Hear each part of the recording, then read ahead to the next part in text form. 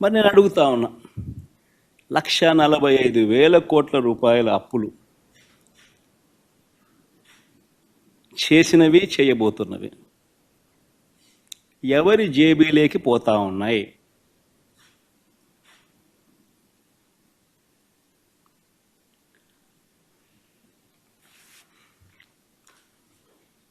ఈ 9 నెలల కాలంలో పోనీ ఉద్యోగాలు ఎంతమందికి ఇచ్చారు, ఉద్యోగాల పరిస్థితి ఏమిటి అని కూడా కాస్త ఒకవైపు అటువైపు చూస్తే, ఒక్క కొత్త ఉద్యోగం ఇచ్చిన దాఖలాలు లేవు, కానీ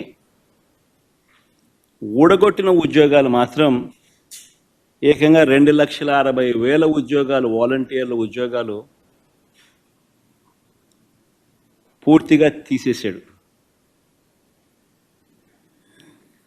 18,000 మంది బ్రేవరీస్ కార్పొరేషన్లో 18,000 మంది వాళ్ళ ఉద్యోగాలు పాయే. 2,60,000 మంది వాలంటీర్ల ఉద్యోగాలు పాయే. బ్రేవరీస్